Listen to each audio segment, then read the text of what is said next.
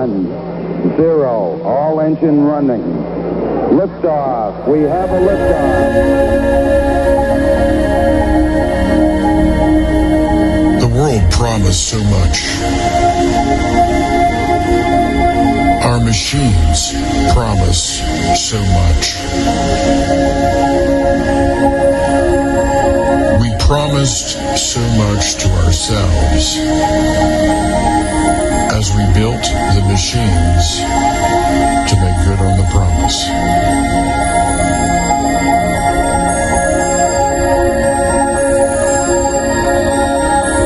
It's fascinating. The things that we've done, the things that we can do, the things that we see, the things that we are able to construct, the way we're able to communicate. Yet something is still missing, isn't it? We've not become more human. We've become more like our machines.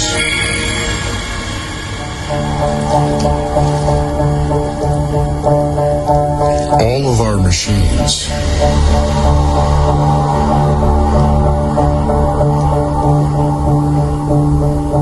are subject to entropy.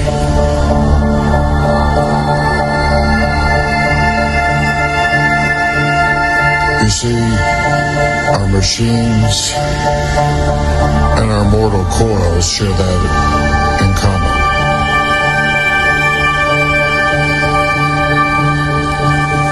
They both wear down, wear out, need constant maintenance, constant attention.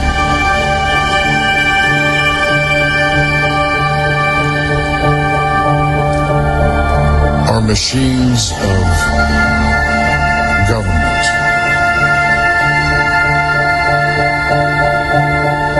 need constant infusions of money, of manpower, of energy, of ideas.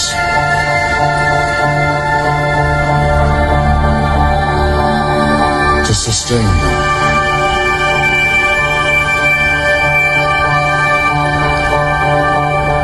Just like our bodies need food, water, air, and our lives, we need community, friendships, relationships of all kinds, work, financial resources, energy. We need a place for these mortal coils of ours to be sheltered.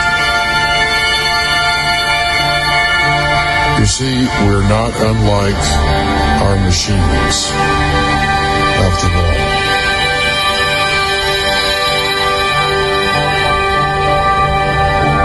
Our machines have to be sustained by that which is outside of us, which is why we created machines to make that easier, more efficient, more effective, and to make money, to create jobs, to teach ourselves, to heal ourselves, to govern ourselves, and even destroy ourselves.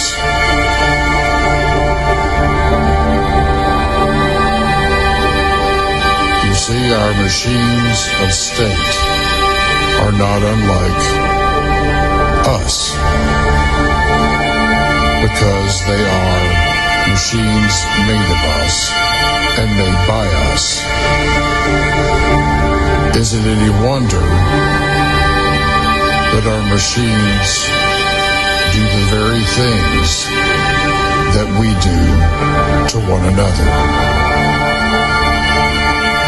and to ourselves?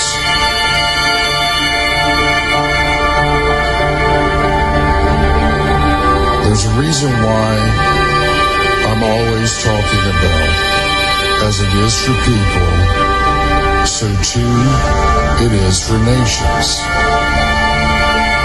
and organizations, for they are, in a sense, our machines as well. You see, here in this world, we are dependent upon our machines, and our machines make us dependent upon them. What an irony that we become dependent to the very things our mortal coils need to sustain themselves, and they, like us, need us to sustain them.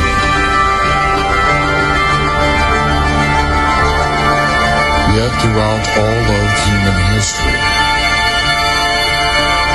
our machines have turned upon us, and we've turned our machines on others. They've become, throughout all of human history, both protectors and destroyers, both sustainers and devourers,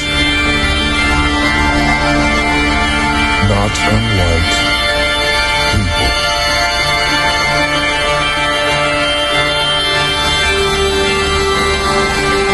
You see, we love our machines, and we hate our machines, and our machines both love and hate us.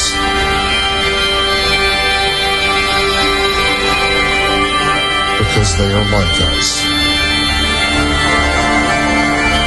And when they turn upon us, it is because we have become more like machines, and the machines that we create and build, than we are our humanness. When we seed our humanity, the essence of who we are spiritually, intellectually, psychologically, and even physiologically, to our machines, we are becoming slaves to them, and they are becoming our self-made overlords.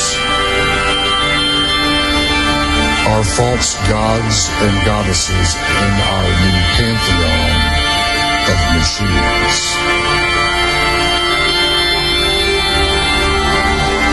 Yet we wonder why it is the world is the way it is.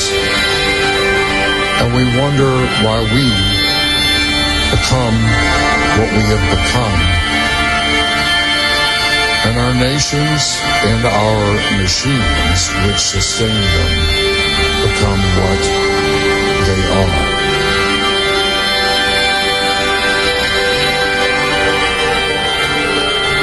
For a machine that turns upon its creator is not unlike humanity, who turns away from their creator to pretend to be the creator. Yet we wonder why our own creations, our machines, turn against us. Yet we don't see our likeness in them, having become fascinated by them and bowing down before them, ceding ourselves to them, corrupting both our machines and ourselves, becoming architects of our own desolation, our own destruction, and our own demise.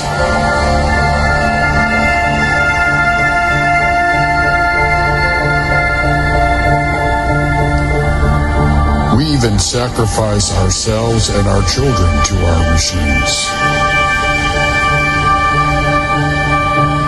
Just like the ancient civilizations who would sacrifice their children to their idols. Yet we think we have evolved. Yet we think our machines are somehow better. And we believe that because that is what we think of ourselves and our reflections in our machines. Having ceded our humanity to them and looking to them to be our saviors, our protectors, our sustainers, when they are just but machines.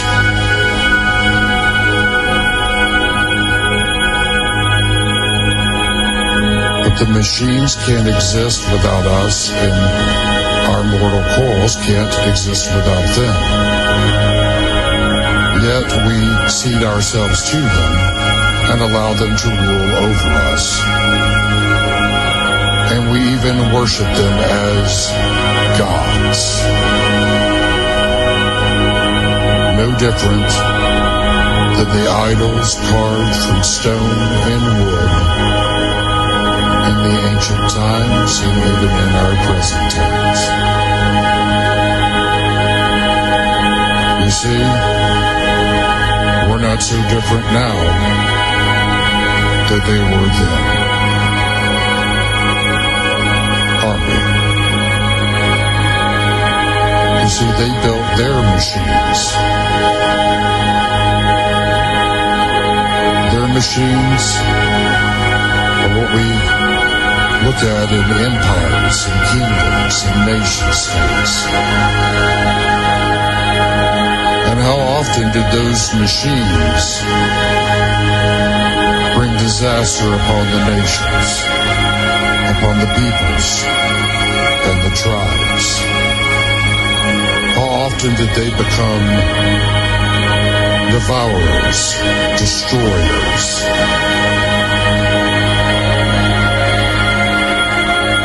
Well, all of human history tells that story.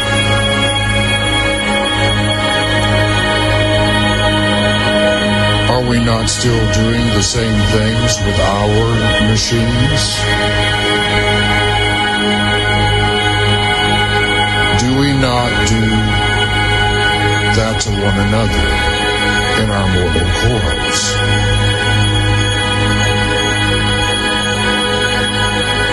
Yet we, like them, in the ancient times proclaim our wisdom, our works, our greatness. We tell ourselves we've evolved.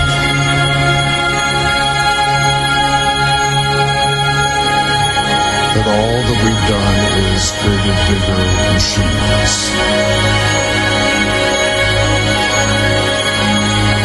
And seated ourselves to them in much more subtle, clever, cunning, and innumerable ways.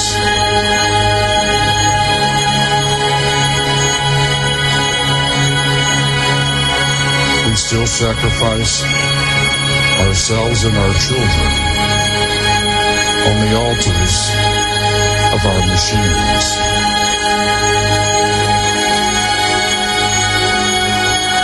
And we've reached a point in human history where many want to become one with their machines. They want to become both man and machine.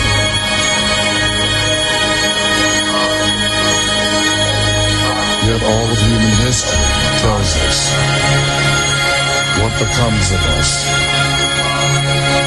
when we cede our humanity to our machines.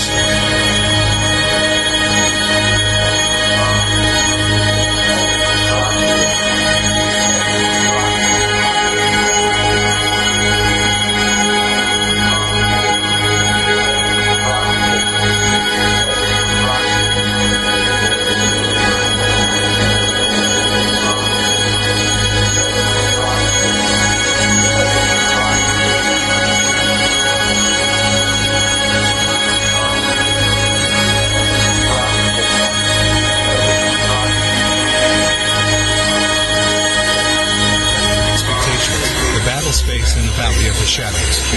This is what the machines are. What is a corporation? 1. A company or group of people authorized to act as a single entity recognized as such in law. 2. A group of people elected to govern a city, town, or borough.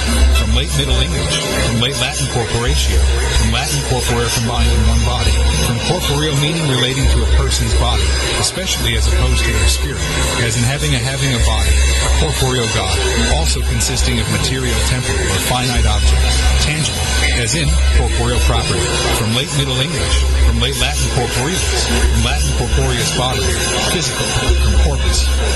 Corporate body, corporate personhood, is the legal notion that a corporation, separately from its associated human beings, has at least some of the legal rights and responsibilities enjoyed by natural persons.